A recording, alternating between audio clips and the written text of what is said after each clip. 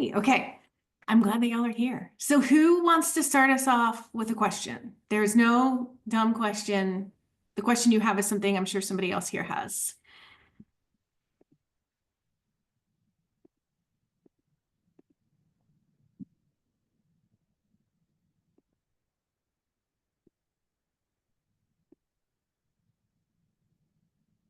Yeah, Isabel, go for it. Let me see. I'll ask. There we go. Good morning. Morning. I'm really excited that you're doing this, so thank you. Yeah, absolutely. Here's my question. I am this close to getting my licensure and certification and get rolling and rocking to do my dream work. Mhm. And the truth is that there are some major economic changes coming up. Okay. And I would love some of your ideas and feedback about how to navigate plunging into the waters of a brand new era Uh-huh. when I have something safe and that I know how to do and that's safe. Yeah, I get it.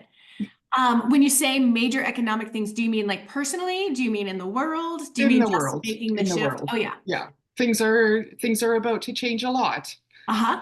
Yeah, things are about to change a lot for sure. And having had private practice through multiple presidencies, multiple administrations, the 2008 recession, like all of that, I didn't see a significant drop in anything. What I am seeing right now with students is that it's a little bit slower than it used to be. And I'm trying to suss out why that is. I'm seeing this with students and just people in the Facebook groups that are not mine, just lurking. Because more people are seeking therapy now than even in 2020 and 2021. So I'm trying to parse out. I think those of us who are full and have been full just keep getting slammed with calls. I think it's a marketing issue. Um, and then the people that we refer to have been full forever too. So I believe it's getting your name out there and getting seen. Um, so I wouldn't put too much stock in the economy is different because having been in private practice for almost 20 years now, like the economy is always different. And private practice therapists still make it work. So I would say getting a really, really, really solid plan together. So that you know exactly what you're doing to market, you know exactly what your niche is. I would start doing some of that while still working for someone else. Um, you can start your practice. There are like two ways to do it of like starting your practice and seeing just a lot of clients between the two things, doing a lot of work between full-time work and part-time practice. That's one way to do it. I've done it that way. It worked out okay. But then I moved and I did the whole like every bit of my time is going towards this practice. And I had more clients than I could shake a stick at after a few months. But it takes like literally it was a full-time job essentially to market myself and to make sure that people could find me.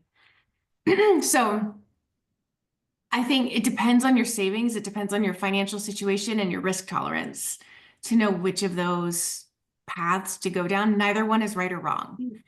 I'm somebody where like if there's not a safety net, you better believe I am scrambling myself to bits. I'm going to make it work.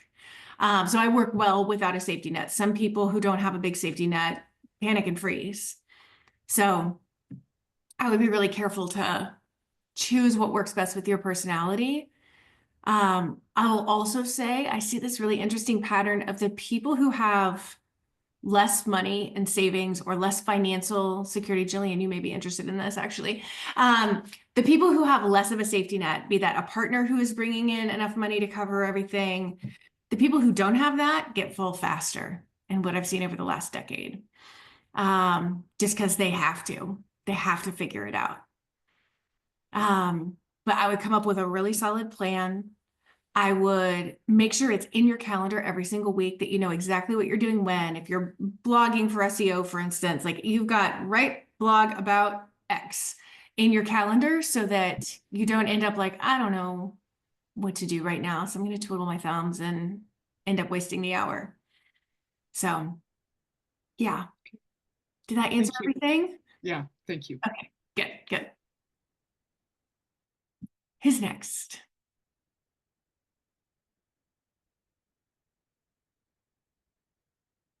Do we just kind of like raise our hand Yeah, or? hop in. We'll go with you and then we'll go to Jillian after that. Hi, Jesse. Hi, Allison. Good to meet you. You too. I guess my quick question was just I've been able to change my mindset over time from charging, 80 bucks a session to now at 150. I'm Mhm. my ceiling is that 150 for some reason, and I'm wondering what kind of either mindset shift or marketing shift do I have to do to like reach or charge the 175, 200, 250 Mhm. range. I Yeah. don't know if you have any thoughts on that. When you say your ceiling's 150, is it that you've tried higher but people aren't calling? I haven't even said it in a call. Like I'm charging 175. I haven't been able to make myself say that. Okay. One trick I like, and this might help your heart catch up to it. One trick that's worked for some of my students is change it on your website first. So that when the phone call comes in, you assume that they've seen that. We know that not all of our clients see it, but you never know which ones have and which ones haven't. And so you can set it there, and then you don't want to confuse them. You don't want to be like, oh, it's less than you saw. So it's one way to hold some accountability. The other is, and I know that this isn't like a group where we know each other and like it feels all like safe and bare your soul, but I'm curious, like when you say I charge 175, what comes up for you? Yeah, there's a immediate discomfort. I mean, the area that I live in, I mean, I thought that at 150 also. So this is as I'm answering it. Mhm. Just the area I'm in is very rural, so 175 just feels like it's unaffordable. Yeah, that's the word. What's your zip code? 78028. Okay, so your median household income is more than where I live. Yours is 64,000 where you are. I live in Asheville and it's 62,000. I'm Oh, charging 250. So you're okay. You're okay. okay. It's not the majority of people where you live, but the majority of people where you live are not going to be able to afford you. And you don't want to see tens or hundreds of thousands of people. You only want to see a couple handfuls, right? So, or a couple dozen at most. I Mm-hmm. think sometimes we set the fee and we just make it happen. Kind of like Isabel's question about like, it's like basically the jump. Like we make the jump and it's going to be scary. And then you're going to see like some people are not going to be able to afford it and you give them amazing referrals. But the people who can afford 150 generally can afford 175. It's the same income group typically. So, yeah. Do you listen to the money sessions, that Uh, podcast? no, I don't actually. Money's. Oh, it's great. Tiffany McLean, she just Oh, did training in the party. But it's good to like just listen to other people struggle with money. Like they kind of go through their evolution. So it starts out with like how scary it was and they have made some serious changes. So it's a great podcast, a great program. So yeah. Thank you, Allison. I appreciate all the feedback. absolutely. Yeah. Jillian, and now we've got a financial therapist. So Jillian, hi. Hi, good to see you. You too. I'm just like laughing over here. Not because of my own stuff. So yeah, so what is my question? I actually realized recently that I had so I've had my practice for a year and a half now. I started out just doing financial therapy under my license as a therapist, um, working with individuals and couples. The couples were bringing in more, I was getting more clients for couples than I was individuals. And I was charging a little bit more, so that felt good. But then it was becoming like general couples therapy. Mhm. Um, and that's not what I'm like, that's not my jam. Mhm. That's not what I'm most interested or like all that skilled at doing like the ongoing like deep work. I Mhm. just want to help them with their money stuff, and like help them talk about money and then like move on. So I got away from doing couples. So I've been focused on individuals in therapy. And then I've also had this like side coaching business, coaching therapists on their money stuff. Mhm. Um, and I have realized after looking at my numbers for the year, two things. I need to make more money. Uh-huh. And that well, I need to make more money as the overarching. One is I haven't been requiring weekly sessions. Mhm. And that has really like impacted my income. And I think part of that has been like doing financial therapy. A lot of people are struggling somewhat financially. And so then like in the beginning I was like not requiring weekly and it sort of like seeped back in. Um, Mhm. and um, and I've been spreading my attention like way too thin. Well, also, my husband makes very good money. So I am not one of those people. This is a very privileged thing to say, but I agree. I understand that. That I am not someone who, like, if I don't work, we don't like pay the bills. Mhm. And I just realized that I've been telling myself, I don't need to make a certain amount of money because he makes Mhm. plenty of money. But Right. now we're trying to buy a house. And if we want to comfortably do that, I do need to make a certain amount of money. And so what I'm trying to do, and I'm pregnant and due in May with my second. Congrats. So thanks. Huh. So my focus right now is what is like the simplest thing that I can do or things that I can do um, to like grow my income in the first couple months, take some time, and then come back and like be really focused. And what I've come to is like it makes the most sense to just like build on what I've already created in my state. Mhm. Um, and so my I just wanted some feedback on my plan, I think, which is to do like individual and then do like short-term couples work, like maybe like a couples intensive or like have it structured as we're only doing 6 to 8 sessions. And then like if you need ongoing therapy, here's your referrals. Yeah. And then this might be spreading a little bit thin, but I've had interest in it. So doing like a financial therapy for therapists group, I just put out Mhm. there for the new year. Um, and I kind of want to focus on those things and just like building on the relationships and the connections that I've made in the networking and all of that, like in my state. Um, Yeah. and I just wanted to get your thoughts on. Yeah, I think it's great. And I think about the couples thing as you were talking about it, my first thought was like most of us as human beings are kind of messed up with money, right? Which then leads to most therapists are messed up with money. And I imagine being a couples counselor, working with a couple and like working on the emotions underlying things, but if they both keep wrecking their finances in different ways, or one's doing it and the other's, and that dynamic keeps happening, I could work on the emotions all day long and the communication, but it's not going to help change that pattern. Mm-hmm. So I think talking to other couples therapists Mm-hmm. and being like, I don't want to do what you do. I only want to get them where they are with where they need to be with money. And I can do that in these two different ways. Like if you wanted to do an intensive of like a full day or 2 days or whatever, like that kind of intensive, I think that would be so helpful. Right? And I find people doing intensives, it's such an easy referral for therapists Mm-hmm. because they know their client's coming back because that person's not going to keep seeing them or seeing them. Yeah. Um, and it like solves this problem that's clearly not getting solved in the therapy already. Right. So I would go hard on like letting couples therapists know about it, letting like your ideal clients, individual therapists know about it, Mm-hmm. because most of us have some sort of dynamic in our relationship where the money piece could be better. So I think there's a really big group. And if you like working on the money stuff with them and handing them back off, I think that's easier for people to refer to. Yeah. Well, it's certainly easier for me. So Right, right. We all like, I want you to do what you enjoy, right? yeah. Yeah. Okay. Yeah. And then the group for therapists, are you wanting to keep that in the state too, or are you having that under your coaching umbrella?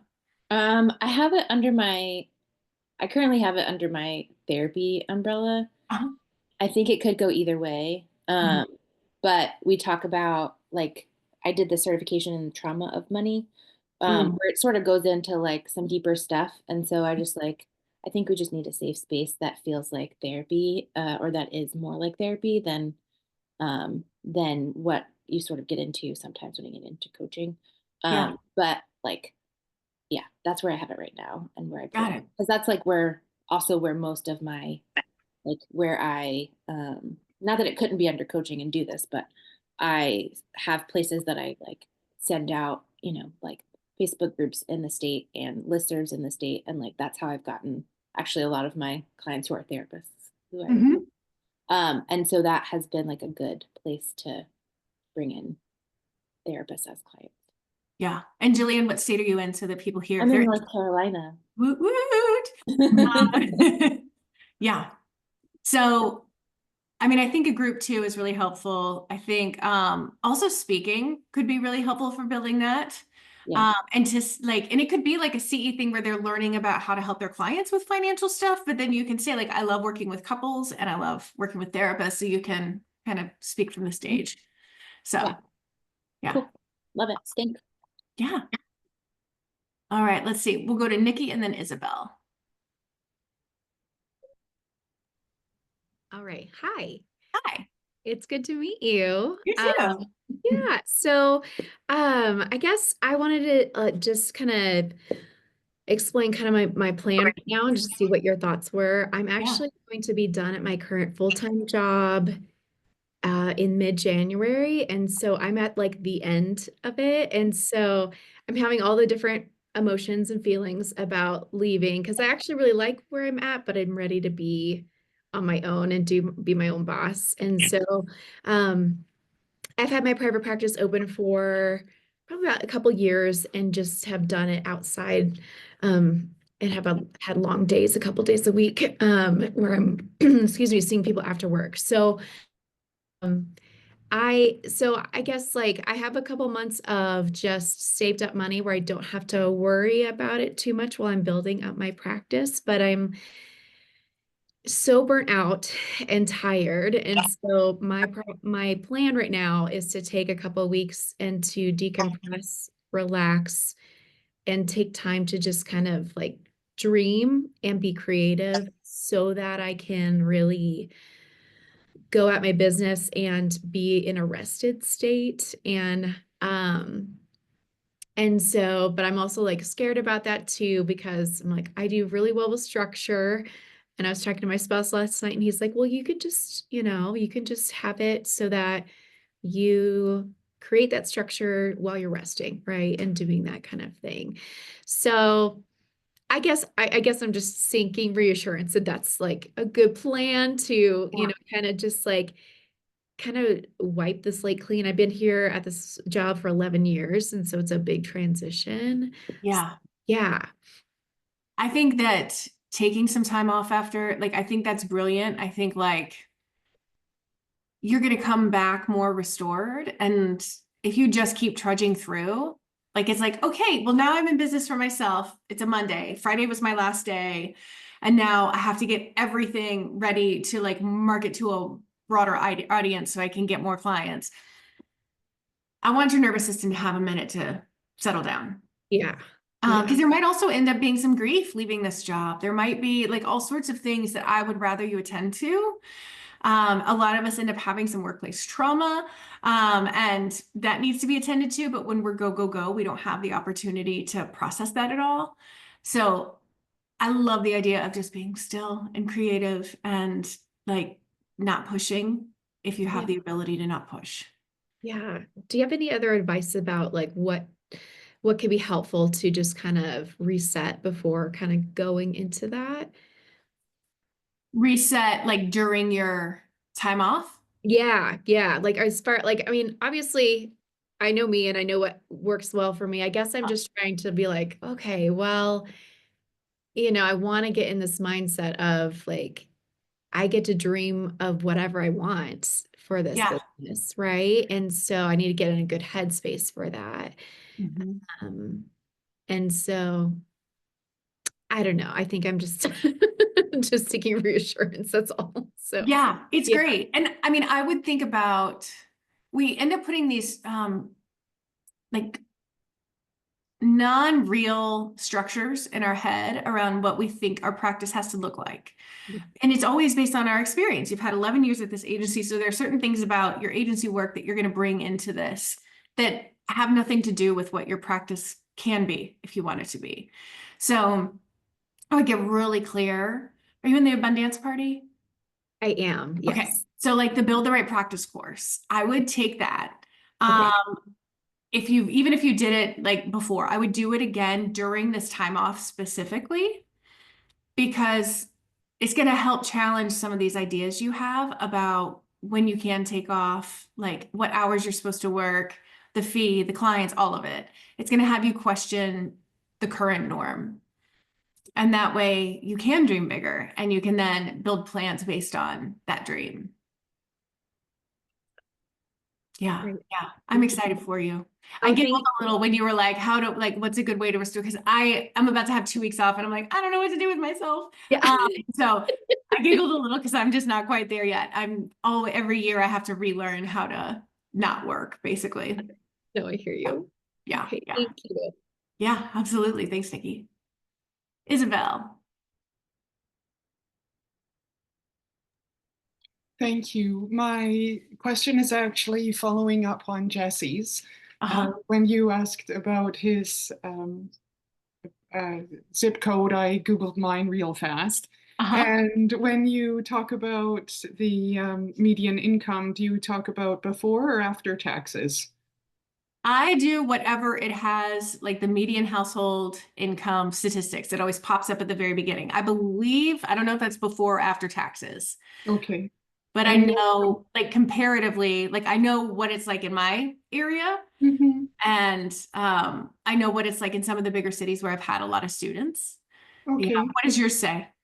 Well, I'm in Canada, so Mhm. apparently the statistics come up different. So Got before taxes, it's 97,000, and after taxes, it's 71. And Yeah. so I'm wondering then the next step is, given those numbers, how do you calculate, guesstimate, Mhm. what's the formula then for your hourly fee? Yeah, so that's a great question. And I think a lot of people make the decision on what to charge based on what people around them are charging or what they assume people can afford. And Right. I would rather you look at your numbers. Like, what is your life cost?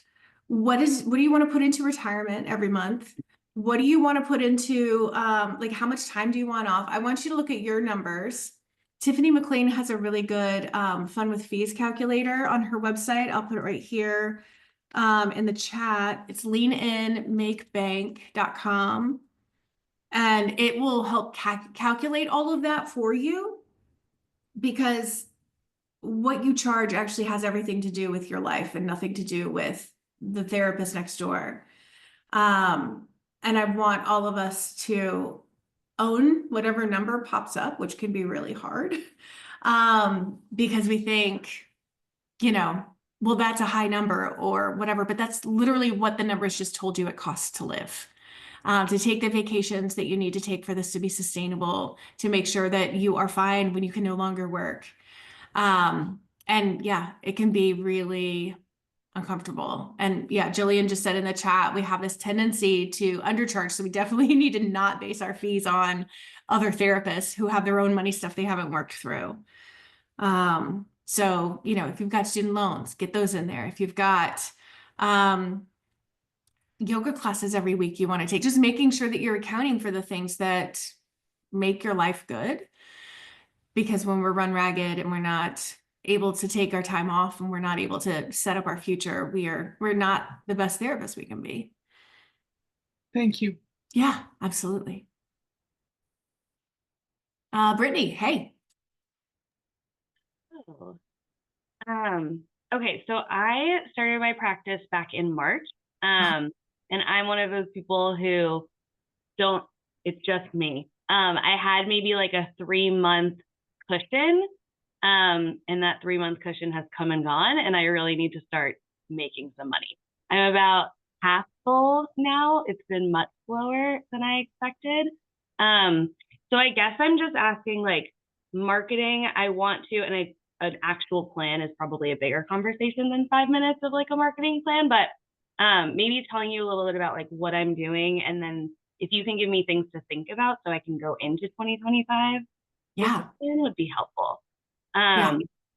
So I'm doing Instagram, and I'm a part of an Instagram like program. So actually following a strategy for that one. Good, good.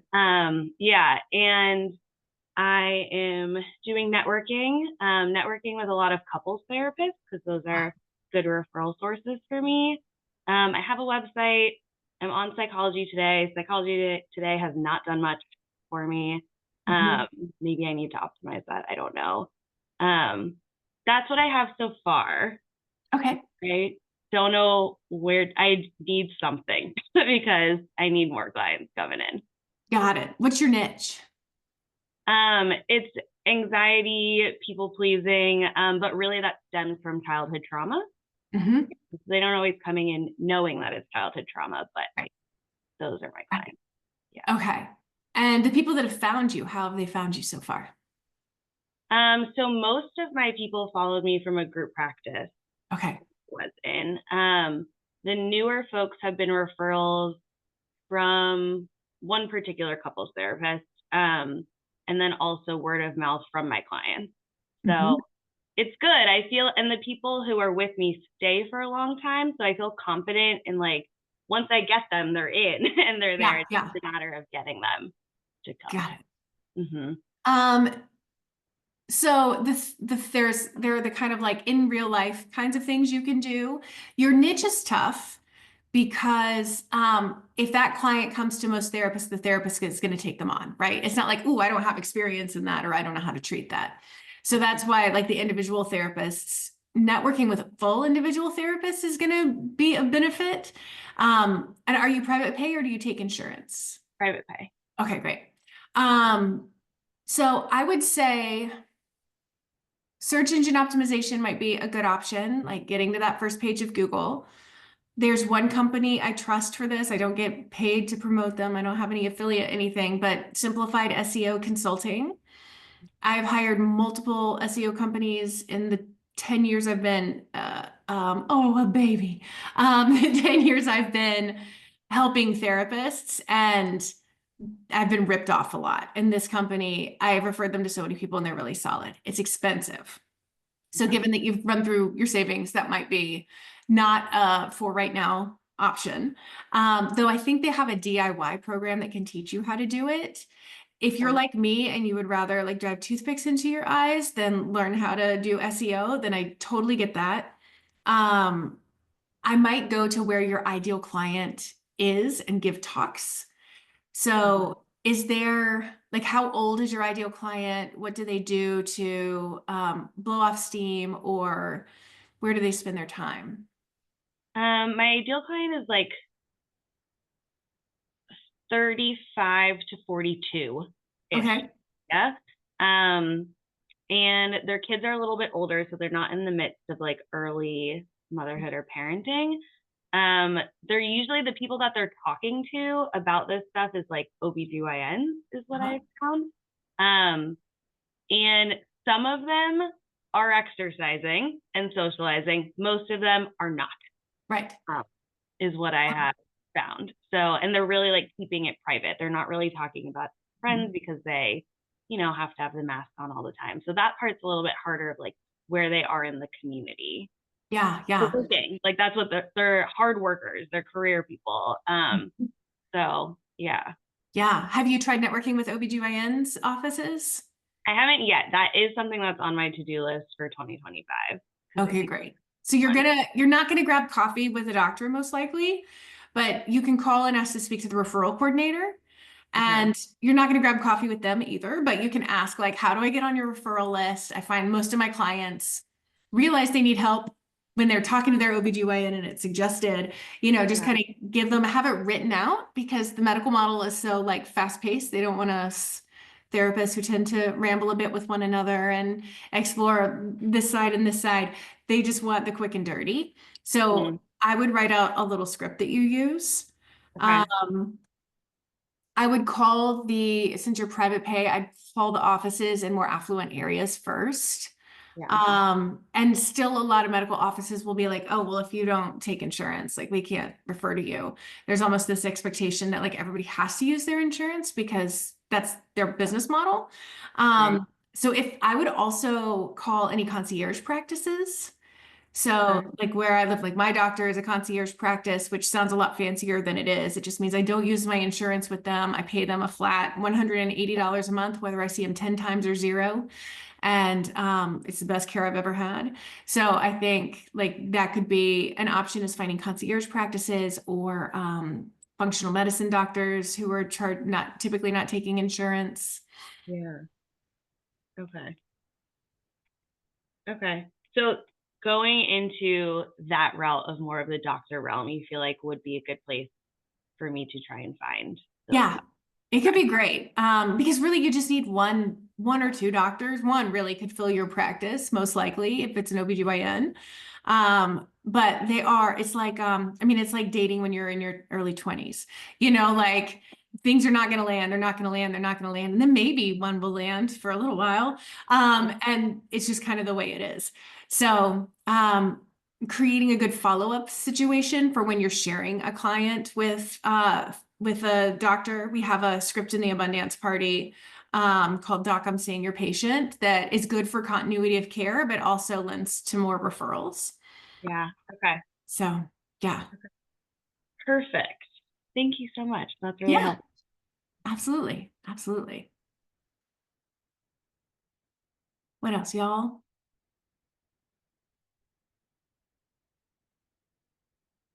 I don't want to call on anybody, but I know that everybody came here probably because they had a question.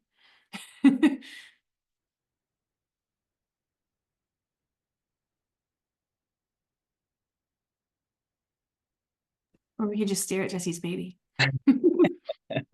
A little sweet pea. I had a question, Allison. I guess I haven't really formulated the question yet, but I'm in a position in my practice where like I'm generally, well, yeah, I'm pretty full, right? I'm at like 20 clients a week. I don't want to see more than that. I've been exploring. I'm in the Abundance Party, so I saw the master class with Carly Hill, and I've just been interested in like, should I explore coaching, like other income streams? Like, I want to make more, but I don't want to take on more clients. Yeah. Yeah. You just touched on like a soapbox I've been on lately. So I'm excited. I'm going to try not to get too intense. I think the vast majority of people should not do alternative streams of income. So I'll say that up front. That doesn't mean you shouldn't. But typically, if somebody wants to make more money than they're currently making and they're in private practice, I recommend instead that you raise your fee to make it more of a premium fee. So at 150, you could definitely raise it. We just discovered, like I'm charging $100 more for you and your town is more rich than mine. So I would instead suggest you raise your rates. You don't need to raise them $100 right now, but I would raise your rates instead to make more money, because the learning curve that goes along with starting another business, because it would have to be, most likely it would need to be a different business. With the coaching world is a completely different learning curve. I thought when I started Abundance, like, oh, it'll be like, I know how to start a practice, so it'll just be that, just a little bit more, but it is not. It's a totally different world. And I did it because I was so on fire about it. So if there was something specific that you were like, it's gonna be hard for me to not work on this in my downtime because I'm so excited to work on it, then I want you to do that alternative stream of income. But if you're like, I would like to make more money and I would like to maybe explore something that could help me do that, I would rather you raise your rates and have more time with your family. Yeah. But like I said, if you're on fire about something, I want you to follow that passion. But it's much easier money just to raise your rates. Yeah, thank you. There's not something I'm big. I didn't mention this, but my practice is like I focus on like men's issues, masculinity, healthy masculinity, things like that. So I've been thinking of like weekend men's retreats. I don't know, a men's group, something like that. Yeah. it does, I get really energized thinking about it. Yeah. Just the momentum that it takes to get that built and marketed. I don't Yeah. know if I'm in it to win it yet. Yeah, yeah. And it also might be phase of life, like with such a young child. And I'm making the full assumption that you're a great dad, right? So I think, and yeah, see those little eyes say yes. And so in order to, it might be like in a year or two, you've got more space for it. It might be like something happens and you get on fire and you find a way to make it all happen. It's one of those things kind of similar to what we were talking about earlier with Jillian about like if somebody's handing you their clients to like help them with this thing that only you can help them with, and then they get to have their clients back, it's a pretty easy referral. So something like a men's group or a men's retreat, I think could be one of those things where people are really eager to have their clients do it. I think a men's group is probably easier to fill than a retreat simply because it's less expensive for people. It's more of a taste test kind of. So I would definitely wait until the new year to start promoting that, because everybody's starting to check out for the year. But yeah, and it's an underserved market also. Probably most people here are niche as women, so I think it also really, really be useful and helpful to a lot of men and their families. Yeah, Appreciate that. Lots of good thoughts. Got my mind going. awesome, love it. All right, Nikki.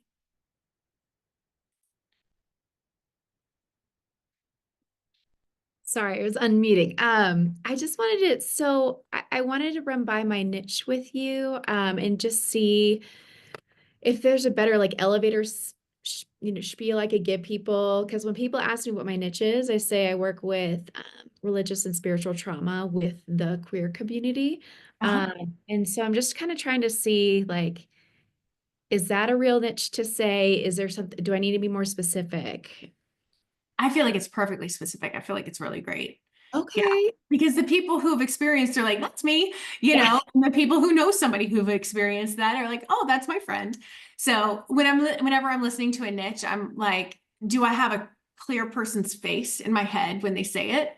Or is it just like an amalgam of like, you know, like is it too broad? But as you said that, I thought clearly and immediately of a good friend. And so yeah, I think it's good and specific, and it's problem focused with the demographic, which is a great combo. Okay. Okay. Yeah. Because when I did your classes before and I made my copy on my website, like I made a lot more very tailored and trying to do the pain points. So Mhm. I don't really talk about like spiritual religious trauma. I don't use that on my website, but I talk about being like uh, trying to fit into molds and trying to fit into boxes, and people who want to work on their identities and being true to who they actually are.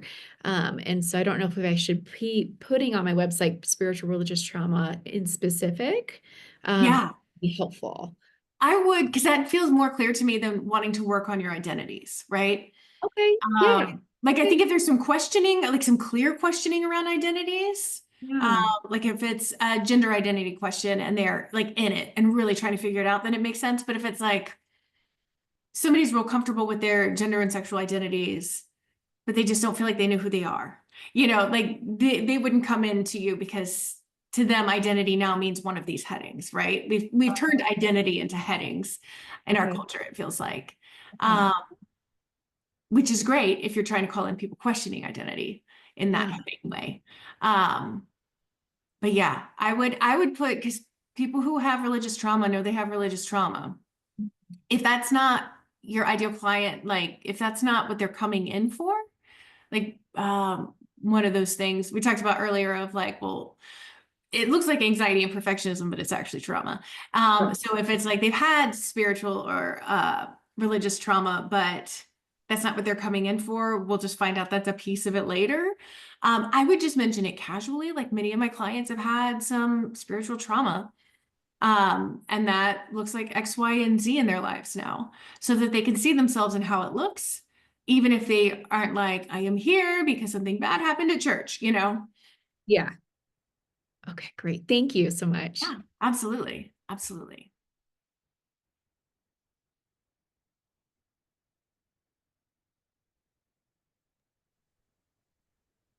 Hey, it's Tara. I came in late, so and I'm here with my toddler, and we're not Love feeling it. great, so I don't have any makeup on.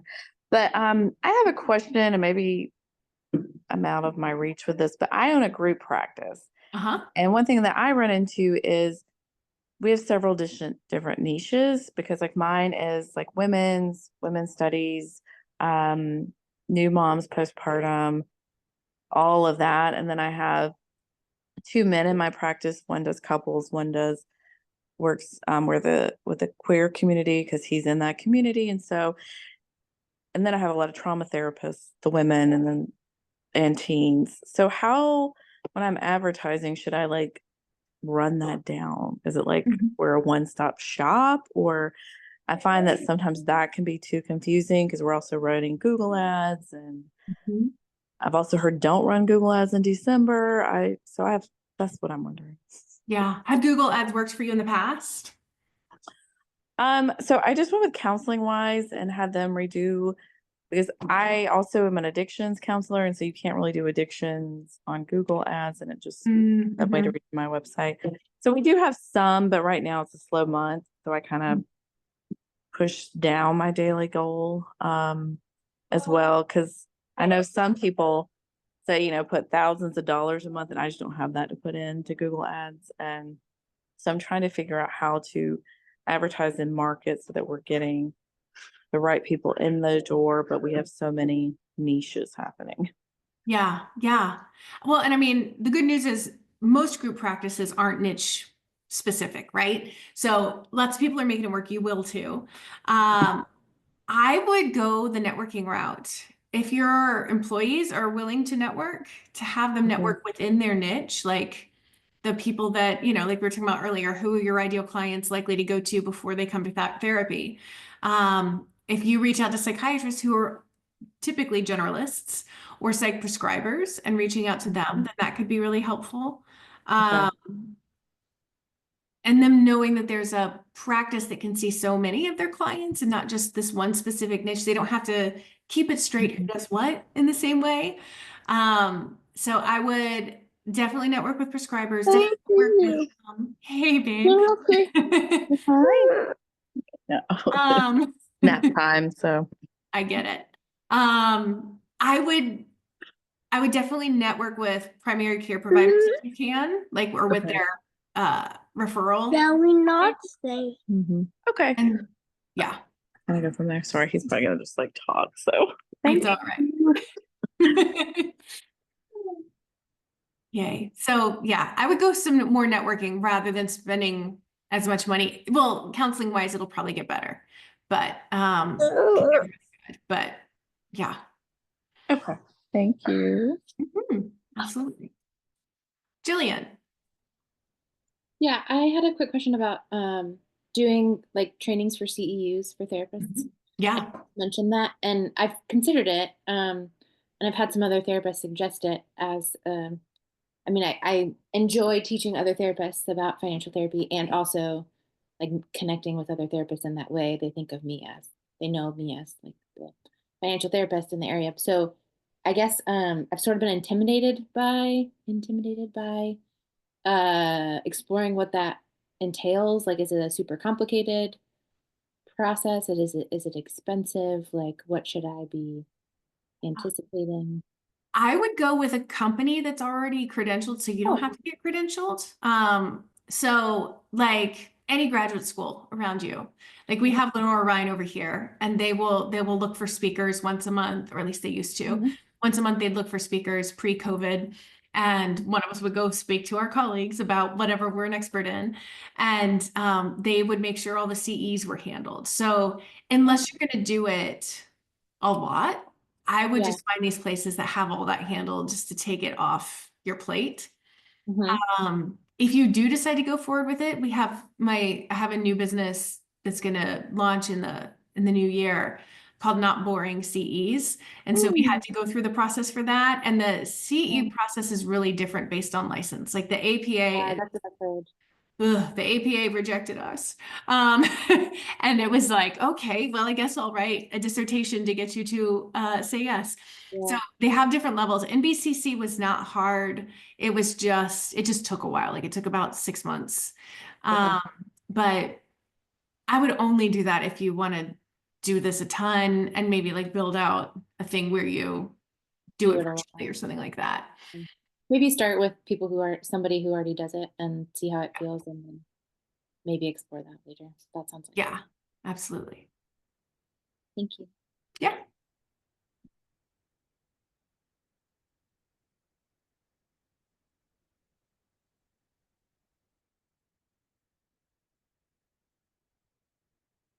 Yeah, Brittany. I go again. I guess, can we maybe talk a little bit about my niece? Yeah, let's do it. So I typically say, like, I work with women and queer folks who are struggling with anxiety and people pleasing, and seeing how their past experiences are showing up in their relationships today. Mhm. Because a lot of what I really want to get at is a lot of my clients, my like favorite clients, they know that stuff happened in childhood. Like a lot of times they're coming to me and they're saying it's probably time to process some of those things that I've like been burying away forever. So they're not oblivious to that. Some of the words I've been playing with is because I also realize that a lot of my like favorite clients are adult children of alcoholics. Mhm. And so not only like chaotic, but like that sort of chaotic. They're not walking around and saying, I'm an adult child of an alcoholic. Like that's not where Right. I don't know if they would resonate with even chaotic environment. A lot of times they're just saying like, I have a lot of childhood stuff. So I don't really know how in a niche to say, you have some childhood stuff. Right. So just any thoughts are welcome. Yeah. What about like your childhood was stressful? If they're not ready to take on trauma. Yeah. Yeah. Okay. And something too, a lot of them are now coming to me again. I'm not in the like perinatal postpartum, like not in that realm, but a lot of them are also like, I want to give my child a different life than I had. And I've heard that over and over again. So would that be something that I bring into my like niche statement? Yeah. Or Let's no? see. Are the majority of your people moms or parents? Majority are, but not all of them. And not even all of my favorite ones are. Almost all of them do have that background of parents with like that were addicts or have other mental health issues. So that's what they don't want to pass on, but it's not all moms specifically. Okay. I'm trying to think of how to not make it 1,000 words. Right. Maybe like I work with women and queer folks who are anxious people pleasers that grew up in stressful households. It still feels really wordy, but that vibe. Yeah. Because then we're like, who want to do it differently for their kids? It gets like, Right. it takes so much longer versus like, your homepage, you have tons of opportunity to talk about like, Yeah. if your clients, if their parents want to do it differently. Yeah. Okay. Okay. So I can just play with the stress, like grew up in stressful household. I mean, maybe it is just like women and queer folks who grew up in stressful households who want to do life different. Like maybe it's, Yeah. Does that feel like, would somebody know what that is if they heard that? I think who want to do life different doesn't really speak to a pain point necessarily. Like we want to talk about that anxiety or the people pleasing or like the thing that they're like, I've got to stop doing this. I've got to stop feeling this way. We definitely want to have that as part of our niche statement. And then we can add that demographic of the demographic / problem of stressful household. Yeah. And it's usually like they are the peacemakers, like they, want to like keep the peace. So maybe I play around with that. The peacemakers in the stressful household. Something. Yeah. Yeah. Wanting to be cycle breakers. Yes. Yeah. Awesome. Okay. Thank you. Do it. I guess I'll go. Yay, Angelica, hi. Yeah, hi. I know this was really helpful hearing, I mean, a lot of questions that were swirling in my mind, everyone already asked, which is great. So, I just launched my private practice in August. I'm about to leave my group practice next month. That has been kind of like my security blanket in this process. So one thing that I'm curious about in marketing specifically navigating the social realm, like social marketing, like with social media. Do you have anyone that has done marketing towards LinkedIn and have had any success? Because I've been curious about that. I had a trainer once come and do a training in the Abundance Party about LinkedIn. And she did like kind of healthcare LinkedIn, right? So she worked with doctors and things like that. I don't know any therapist personally who has had success with LinkedIn. Um, we thought like, oh, well, that would make sense for abundance, right? Like I can see Right. what those jobs are. But we're also not super aggressive. We're not going to like send people messages out of nowhere that don't know us, right? So I'm not going to do that kind of marketing. Okay. But even us, like we have very little interaction with people on LinkedIn. So I have not seen it to be super useful for therapists. Okay. I've seen it as a way, the best way I've seen it used is like if somebody wants to get in touch with a doctor to talk about like getting referrals or whatever, you can never go through their office, but often their LinkedIn will give an email or some way to get in touch, or I guess get in touch with them on LinkedIn. You'll Okay. get that notification. So I've had some people get in touch with doctors that way, but I haven't seen anybody blow up because of it. Has anybody else seen Okay. anybody have luck with LinkedIn? I know I don't know all the therapists, so. Yeah, I asked because so like my demographic that has come to me, I think it's based off my marketing, is a lot of older Gen Z millennials and young Gen Xers. And Uh-huh. so I did a Google search. I was like, where are they at? Like, where are they living in the social realms? And LinkedIn came in, but Instagram also came in. And I'm gonna be honest, Instagram, I consume it a lot.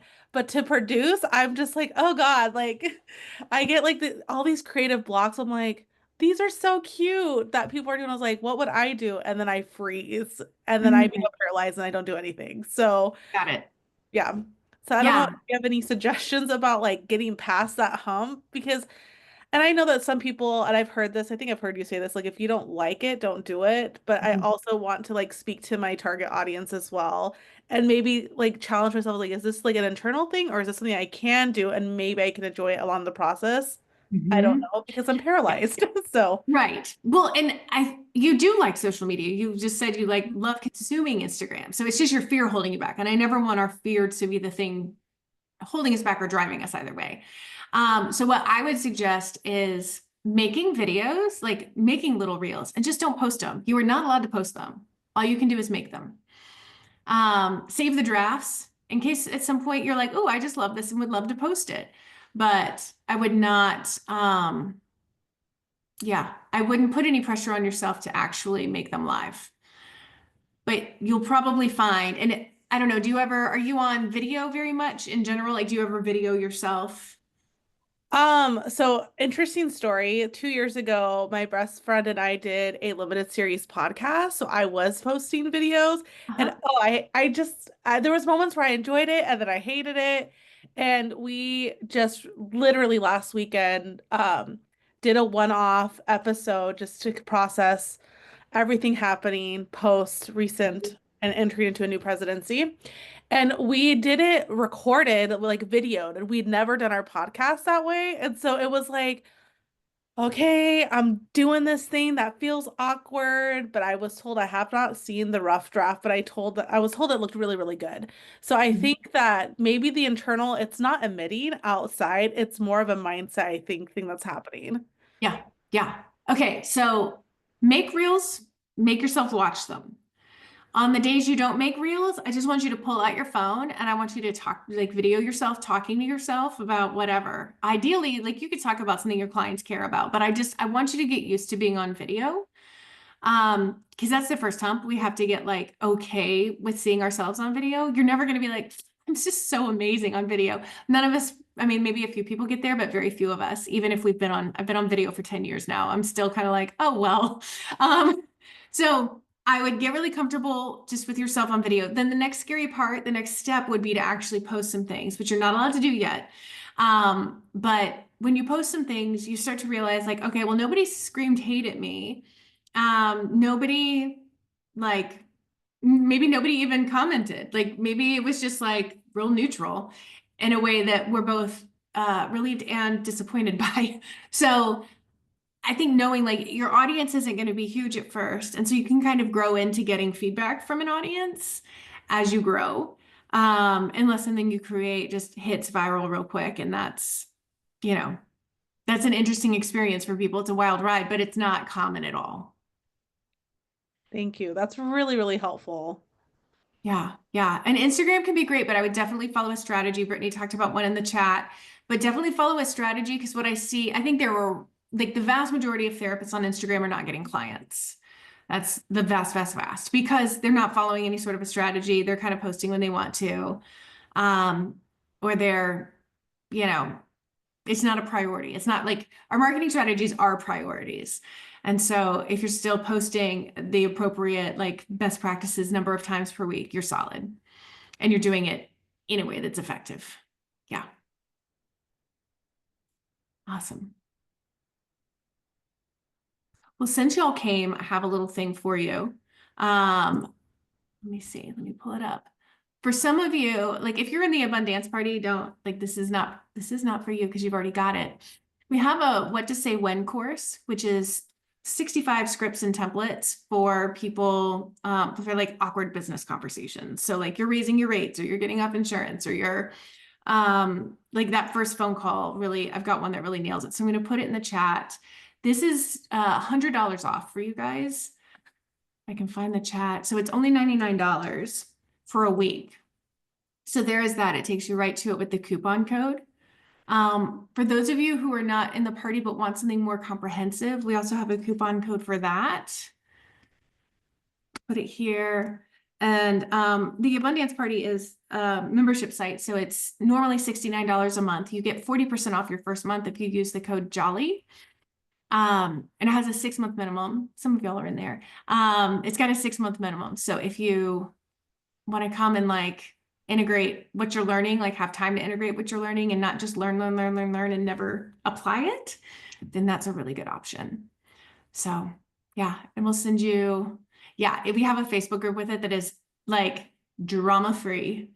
It's so great. And everybody's really loving and helpful. So yeah, no money shaming at all. Everybody's really sweet about that. So yeah, we'll send you an email that has the what to say when, or not the what's, yeah, the what to say when, because you can't find that on the website anywhere. But if you have questions about the party, just hit us up in email or DMs. We're around. So yeah, this was fun. So I'm going to do this again because it was good. So I'll see y'all later. Thank you for being here and asking your questions. I appreciate it. Thank you. Thank you. Bye.